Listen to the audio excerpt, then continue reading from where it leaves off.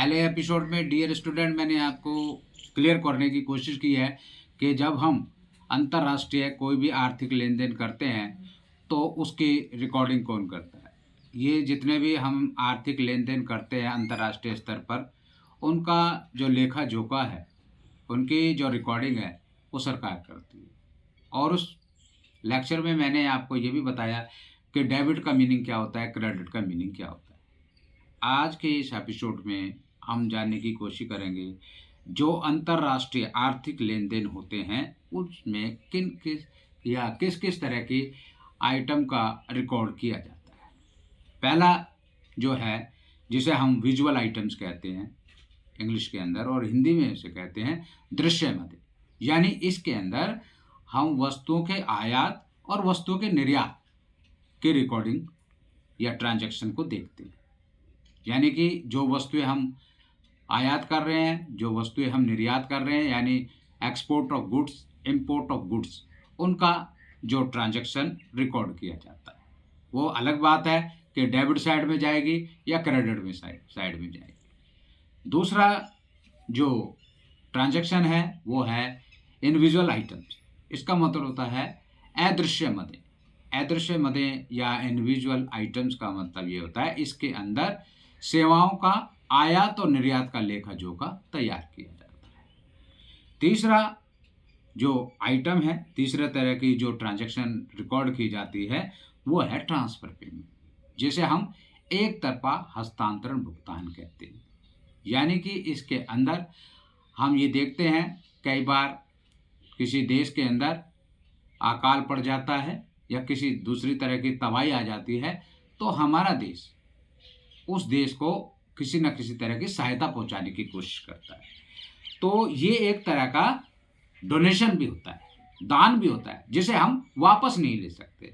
और जिस कंट्री को हम ये डोनेशन कर रहे हैं वो एक तरफा भुगतान होता है, एक तरह के दान दिया जाता है, उसको हम वापस लेने के हकदार नहीं होते। यूनिलैटरल ट्रांसफर या ट्रांसफर इनकम या ट्रांसफर पेमेंट का मतलब यही होता है जिस देश को इस तरह के ये भुगतान प्राप्त हो रहे हैं इसे प्राप्त करने के लिए कोई प्रयत्न नहीं किए गए या ना कोई मेहनत की गई है, ये फ्री ऑफ कॉस्ट मिल जाते हैं।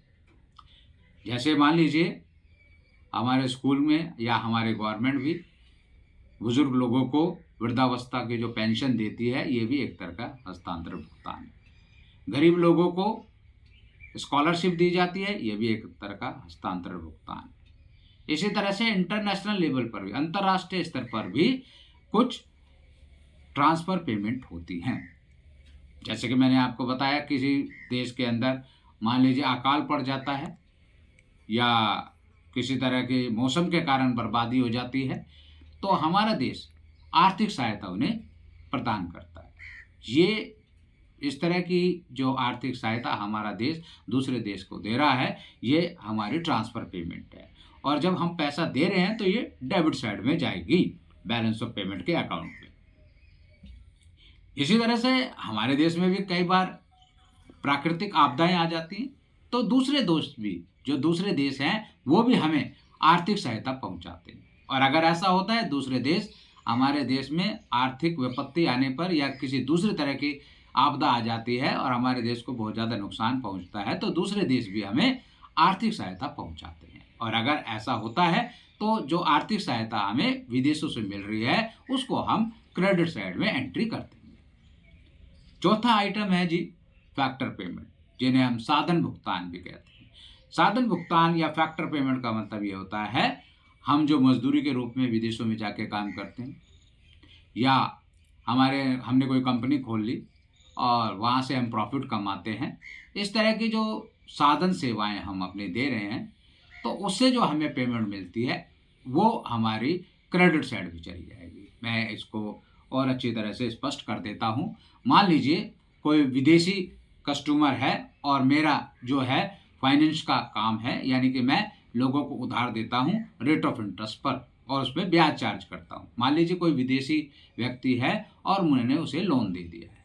लोन देने के बाद अब मैं उससे रेट ऑफ इंटरेस्ट रिसीव कर रहा हूँ, तो रेट ऑफ इंटरेस्ट जो मैं उससे विदेशी व्यक्ति से ले रहा हूँ, ये एक फैक्टर इनकम का पार्ट है। जब वो मुझे ब्याज वापस कर रहा है, ये मेरा लोन भी वापस कर रहा है, तो ये जो है क्रेडिट साइड में एंट्री चली जाएगी। लेकिन जब मैंने इसको लोन दिया है तो ये डेबिट साइड में एंट्री चली जाएगी। इसी तरह से मान लीजिए मैं विदेशों में जाकर काम करता हूँ, तो वहाँ से जो मुझे पैसा मिल रहा है, ये एक तरह की फैक्टर पेमेंट है, यानी मजदूरी के रूप में या श्रमिक के रूप में जो मुझे वेतन वहाँ से मिल रहा है, इसकी जो एंट्री है क्रेडिट साइड में चली जाएगी, क्योंकि मुझे वहाँ पर काम करने के बदले में पैसा मिल रहा है। जिस तरह से मैं अपनी ऑनलाइन कोचिंग दे रहा हूँ, ऑनलाइन कोचिंग के बदले में जो इंटरनेशनल कंज्यूमर है या इंटरनेशनल जो स्टूडेंट है, वो मुझे मेरी कोचिंग की फीस दे रहा है, तो ये भी जो है फैक्टर इनकम है, और ये क्रेडिट साइड में सरकार कर लेती है। तो चौथा पॉइंट भी मुझे समझ में आता होगा कि आपको क्लियर हो गया होगा। अगर आपको कोई इसमें डाउट है तो प्लीज़ कमेंट दीजिए, मैं उसको क्लियर करने की कोशिश करूँगा। जो पांचवा जो आइटम है बोरोइंग एंड लैंडिंग, पांचवा आइटम है बोरोइंग एंड लैंडिंग। बोरोइंग का मतलब होता है जब हम ऋण लेते हैं, यानी विदेशों से जब हम ऋण ले रहे हैं तो इसका मतलब पैसा हमारे पास आ रहा है, तो उसको हम क्रेडिट साइड में एंट्री कर देंगे। हम मतलब गवर्नमेंट, हमारी जो गवर्नमेंट है वो क्रेडिट साइड में इसकी एंट्री कर लेगी। मान लीजिए कोई विदेशी बैंक है और वहाँ से मैं जो है लोन ले रहा हूँ, तो बोरोइंग होगी। तो उस लोन की जो एंट्री है, जो मेरे पास लोन आया है, मैंने लोन लिया है विदेशी कंपनी से या विदेशी बैंक से, उसकी एंट्री जो है क्रेडिट साइड में हो जाएगी, सरकार कर लेगी। इसी तरह से मैं भी विदेशी उपभोक्ता को लोन दे सकता हूँ, और जब मैं विदेशी उपभोक्ता को लोन दूंगा तो इसका मतलब मैं उधार दे रहा हूँ। उधार जब मैं दे रहा हूँ तो ये जो एंट्री है सरकार डेबिट साइड में कर लेगी, क्योंकि पैसा जा रहा है। पहले भी मैंने आपको बताया, जब पैसा आ रहा है तो मैं क्रेडिट साइड में डालते हैं बैलेंस ऑफ पेमेंट के, और अगर पैसा जा रहा है तो उसको डेबिट साइड में डालते हैं बैलेंस ऑफ पेमेंट के। छठी जो आइटम आ जाती है उसे कहते हैं हम इन्वेस्टमेंट, और हिंदी में कहते हैं उसे निवेश।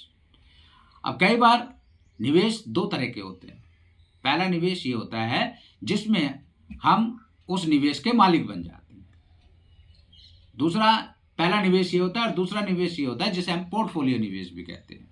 इसमें क्या होता है, हम कंपनी के शेयर खरीद लेते हैं, उस कंपनी के मालिक नहीं बनते, लेकिन ये वो कंपनी है जो कि विदेशी कंपनी है, जिसे हम मल्टीनेशनल कंपनी कहते हैं। उस कंपनी के हमने शेयर खरीद लिए, यानी कि वो जो कंपनी शेयर जिसके हमने खरीदे हैं, अगर वो प्रॉफिट कमाएगी तो हमें भी उसका हिस्सा मिलेगा।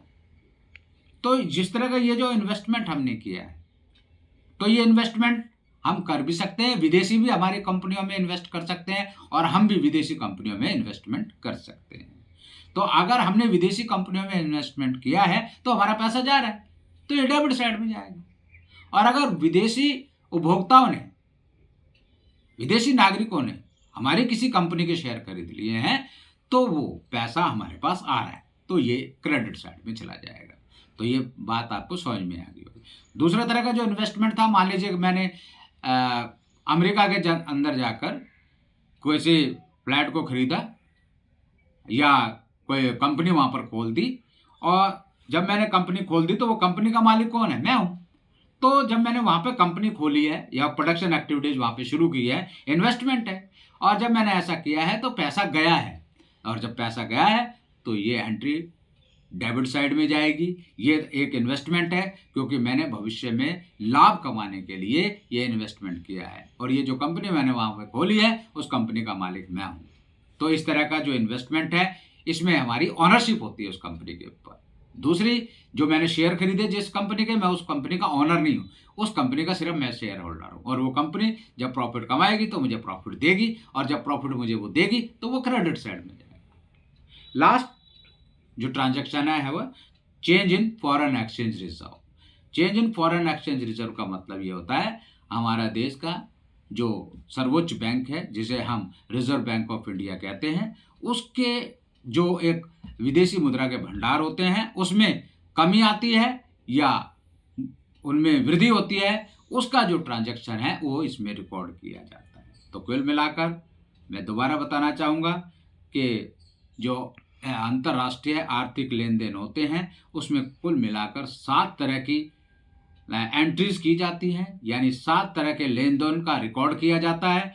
पहला है विजुअल आइटम, जिसे हम दृश्य मदे कहते हैं। दूसरा है इनविजुअल आइटम, जिसे हम अदृश्य मदे कहते हैं। और तीसरा है हस्तांतरण भुगतान, जिन्हें हम ट्रांसफर इनकम कहते हैं। चौथा है फैक्टर इनकम, जिन्हें हम साधन आय कहते हैं। और पांचवा है उधार लेना और उधार देना, जिन्हें इंग्लिश में कहते हैं बोरिंग और लैंडिंग। और छठा जो है निवेश, जिसे हम इन्वेस्टमेंट कहते हैं। और सातवां और last change in foreign exchange reserve, यानी विदेशी मुद्रा के भंडार में परिवर्तन होना, जिसको मेंटेन करने का काम करता है आरबीआई। दोस्तों, आज की क्लास इस एपिसोड को हम यहीं पे ख़त्म करते हैं। नेक्स्ट एपिसोड में मिलेंगे आपकी समस्याओं के साथ। धन्यवाद।